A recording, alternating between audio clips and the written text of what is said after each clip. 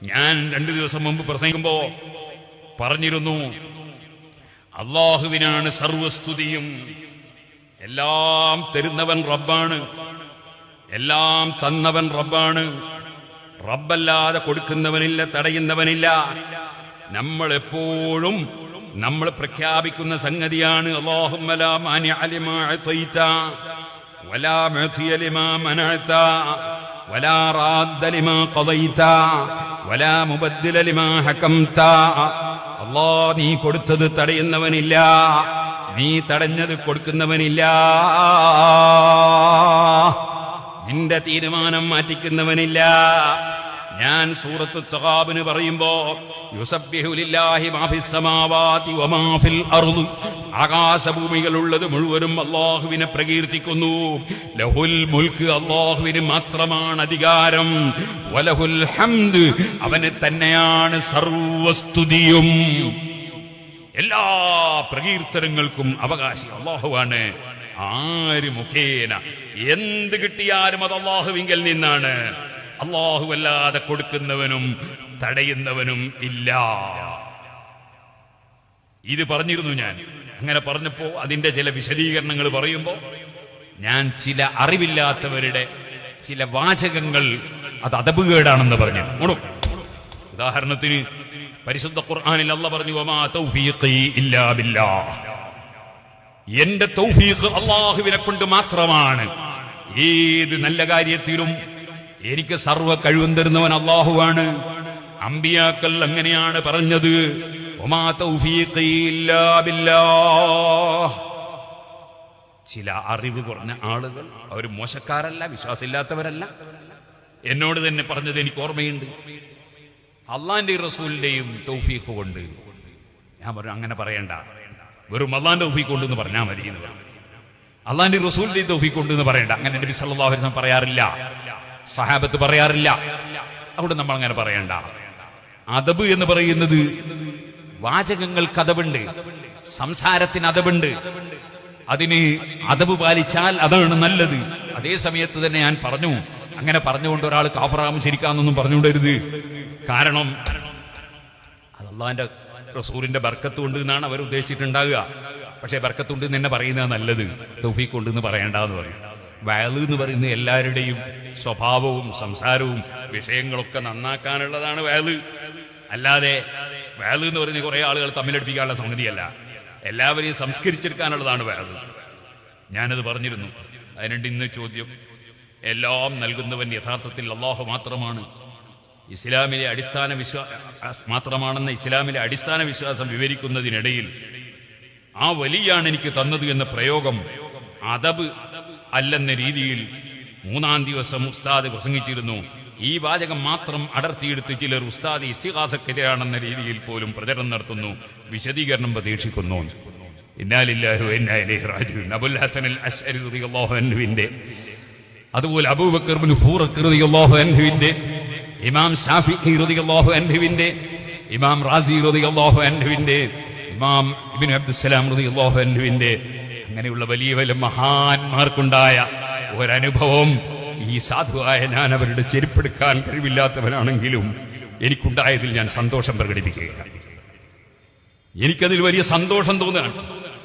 കാരണം അഹ്ലുസുന്നത്തി വൽ ജമാഅത്തിന്റെ അഖീദ പഠിപ്പിച്ച എല്ലാ ഇമാമിങ്ങളും അനുഭവിച്ചതാണ്.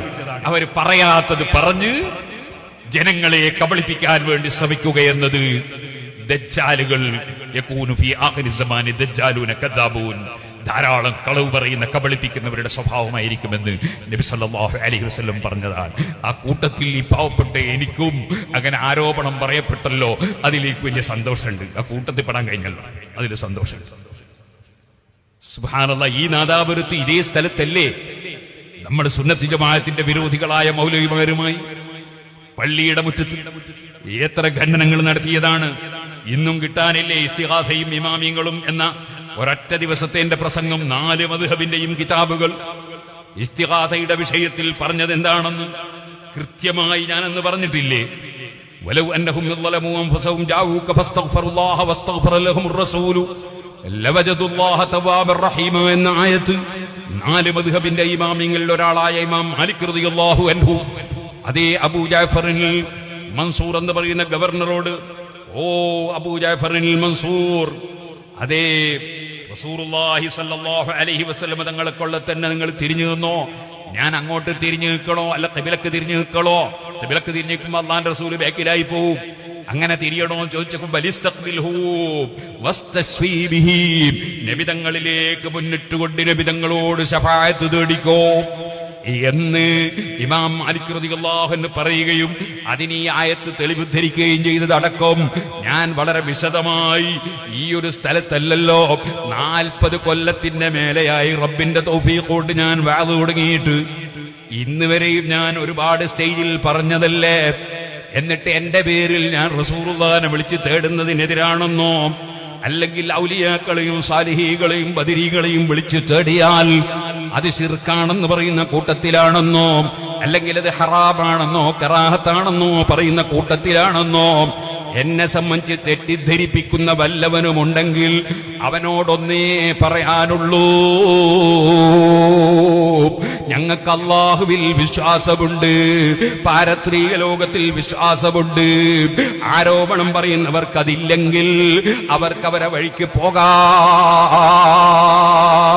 സയ്യിദുനാ ഉമർ ഇബ്നുൽ ഖത്താബ് റളിയല്ലാഹു അൻഹുവിന്റെ ഹദ്റത്തിൽ വന്നിട്ട് ഞാൻ റസൂലുള്ളാഹിന്റെ ഖബറിങ്കൽ പോയി, ഇസ്തസ്ഖിലി ഉമ്മതിക യാ റസൂലല്ലാഹ്, അല്ലാഹുവിന്റെ റസൂലേ മഴയില്ലാതെ ബുദ്ധിമുട്ടിലാണ്, ഞങ്ങൾക്ക് മഴ വാങ്ങിത്തരണേ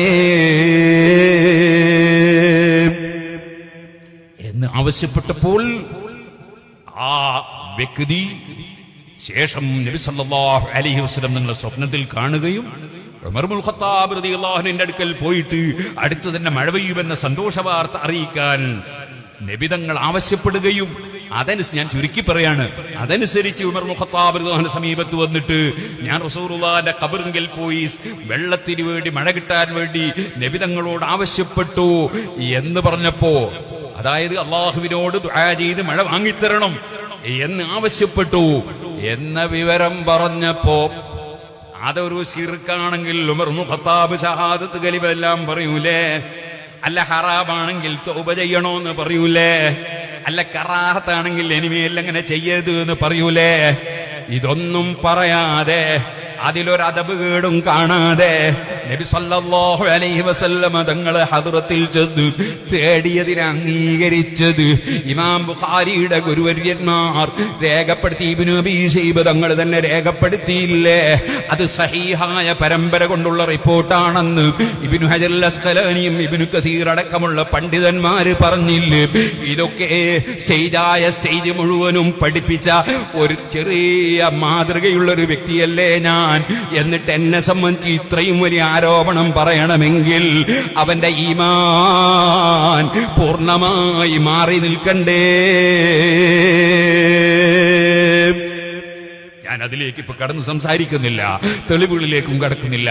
ഞാനിതൊരു മോഡലിന് വേണ്ടി മാത്രം പറഞ്ഞതാണ്. ഞാനാ പറഞ്ഞത് ഇസ്തിഗാസ പാടില്ല എന്നൊന്നുമല്ല. ഞാൻ പറഞ്ഞത് അദബ് വേണം. നബി സല്ലല്ലാഹു അലൈഹി വസല്ലമ തങ്ങളെ സമീപത്ത് നിന്ന് ഒരാൾ പ്രസംഗിക്കുകയാണ്. ആ പ്രസംഗത്തിൽ അദ്ദേഹം പറഞ്ഞു, എന്താണ് പറഞ്ഞത്?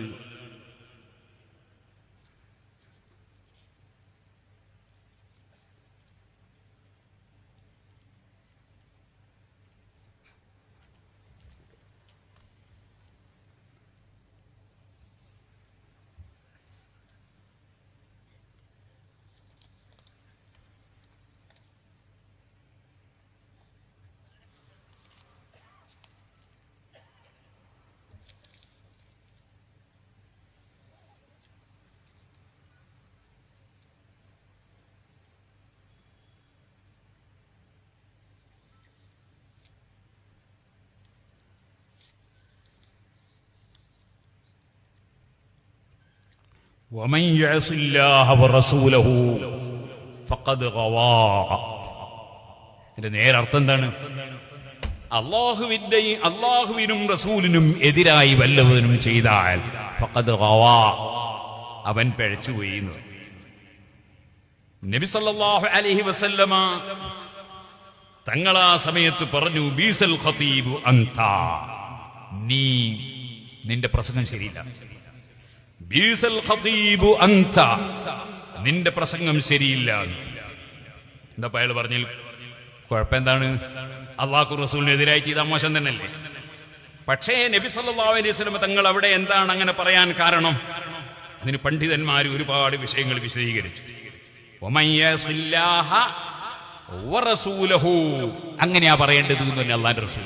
ഖുൽ, നീ ഇങ്ങനെ പറഞ്ഞോ, അള്ളാനെയും റസൂലിനെയും വഴിപ്പെടാതിരുന്നാൽ അങ്ങനെ പറയണ്ട, നീ ഇങ്ങനെ പറഞ്ഞു. ഖുൽ വമൻ യഅസില്ലാഹ വറസൂലഹു, അല്ലാഹുവിന്റെ റസൂലിനെതിരെ വല്ലവനും ചെയ്താൽ, വറസൂലഹു, അള്ളാന്റെ റസൂലിനെതിരും ചെയ്താൽ. സംഗതി കേട്ടോക്കിയാ രണ്ടും ഒരുപോലെയാണ്. പക്ഷേ വാചകം യഅസിഹിമാ എന്ന് ഒന്നിച്ച് പറയാതെ വറസൂലഹു എന്ന് വേറെയാക്കി പറയാൻ പറഞ്ഞു നബി സല്ലല്ലാഹു അലൈഹി വസല്ലം.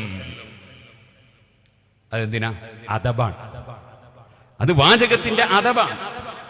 അതിനർത്ഥം അള്ളാഹും റസൂലിനും എതിരായി ചെയ്തവന് കുഴപ്പമൊന്നുമില്ല എന്നല്ല. അതല്ല അവിടുത്തെ വിഷയം. അദബ്, വാചകത്തിന്റെ അദബ്. വമൻ യഅസിഹിമാ എന്ന് പറയുന്നതിന് പകരം വമൻ യഅസില്ലാഹ വറസൂലഹു എന്ന് പറഞ്ഞോ എന്ന് നബി സല്ലല്ലാഹു അലൈഹി വസല്ലം പറഞ്ഞു. അദ്ദേഹം പറഞ്ഞത് വമൻ യഅസിഹിമാ എന്നായിരുന്നു. അങ്ങനെ ഒന്നിച്ച് പറയേണ്ടതാണ്. ഇത് അദബാണ്. ഇതുപോലെ നബി സല്ലല്ലാഹു അലൈഹി വസല്ലം പറഞ്ഞു, ലാ യഖുൽ അഹദുക്കും മാശാ അല്ലാഹു വശാഅ ഫുലാൻ, അല്ലാഹു ഉദ്ദേശിച്ചാൽ, ഇന്ന ഒരാളും ഉദ്ദേശിച്ചാൽ, അങ്ങനെ നിങ്ങൾ പറയണ്ട. നിങ്ങൾ പിന്നെ എങ്ങനെ പറയണം? മാശാ അല്ലാഹ് സുമ്മ ശാഅ ഫുലാൻ.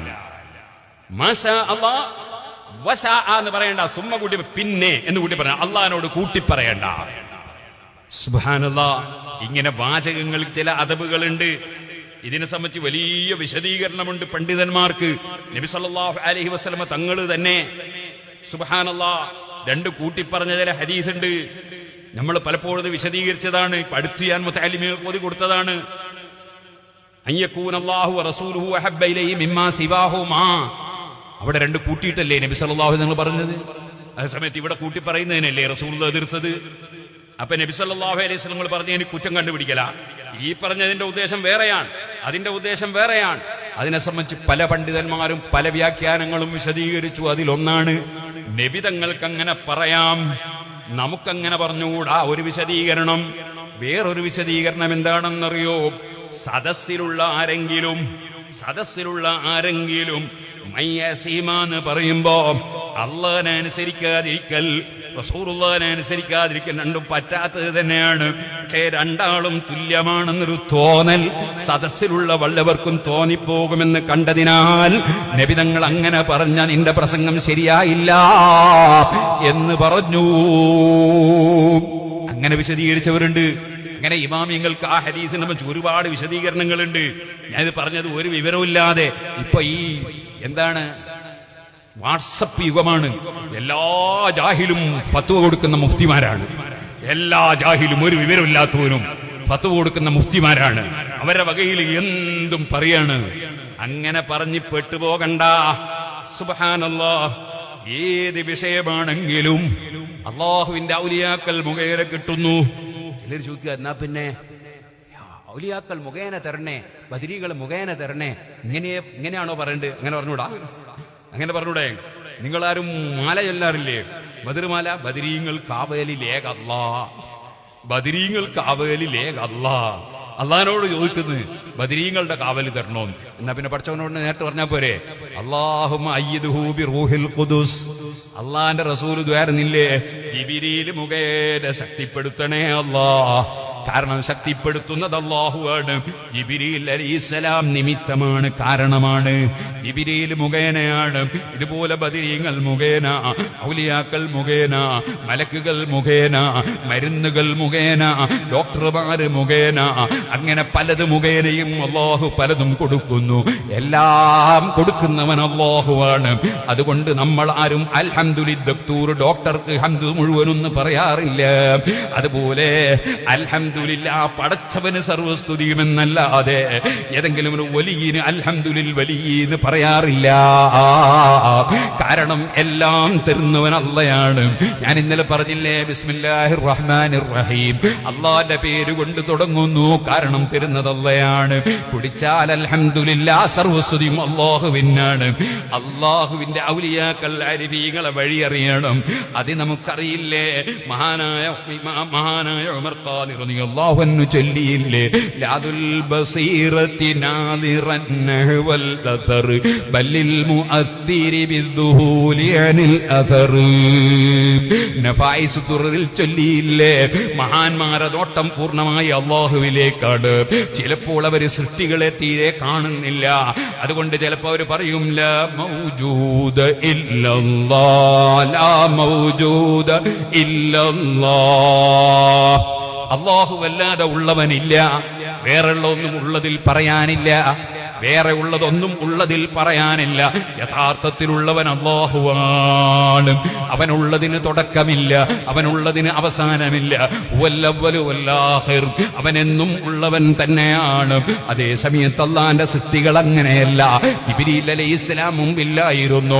അല്ലാഹുവിന്റെ റസൂൽ സല്ലല്ലാഹു അലൈഹി വസല്ലം എല്ലാ നന്മയുടെയും നിമിത്തമാണ്. പക്ഷേ ഹാദിസാണ്, അല്ലാഹു സൃഷ്ടിച്ചതാണ്. അല്ലാഹു അങ്ങനെയല്ല. അവനുള്ളതിന് തുടക്കമില്ല, അവന് നാശമില്ല, അവനെന്നുമുള്ളവനാണ്. എല്ലാം അവനിൽ നിന്നാണ്. വൽ ഖദരി ഖൈരിഹി വശർരിഹി മിനല്ലാഹ്. ബിസ്മില്ലാഹ് വൽഹംദുലില്ലാഹ് അൽ ഖൈറു വശർറു ബിമശീഅത്തില്ലാഹ്. എല്ലാം പടച്ച റബ്ബിൽ നിന്നാണ്. ആ റബ്ബല്ലാതെ കൊടുക്കുന്നവനും തടയുന്നവനുമില്ല. അപ്പോൾ പിന്നെ മരുന്നോ അതൊരു നിമിത്തമാണ്, ഡോക്ടർ നിമിത്തമാണ്. അപ്പൊ പറയുമ്പോ അള്ള രോഗം സുഖപ്പെടുത്തി എന്ന് പറഞ്ഞൂടെ? ഡോക്ടർ സുഖപ്പെടുത്തി എന്ന് പറയണോ? അള്ള രോഗം സുഖപ്പെടുത്തി എന്ന് പറഞ്ഞാൽ അള്ളാഹുവിനെ പുകഴ്ത്തി പറയലായില്ലേ? പിന്നെ ഡോക്ടർ സുഖപ്പെടുത്തി എന്ന് പറയണോ? മരുന്ന് രോഗം സുഖപ്പെടുത്തി എന്ന് പറയണോ? ഇബ്രാഹിം നബി പറഞ്ഞ പോലെ വൈദാ മരുത്തു ഫഹുവ യശ്ഫീൻ, അള്ള സുഖപ്പെടുത്തി എന്ന് പറഞ്ഞൂടെ? അതുകൊണ്ട് ഡോക്ടറോട് ഡോക്ടറെ എന്നെ സഹായിക്കണേ എന്ന് പറഞ്ഞുകൂടാന്നല്ല.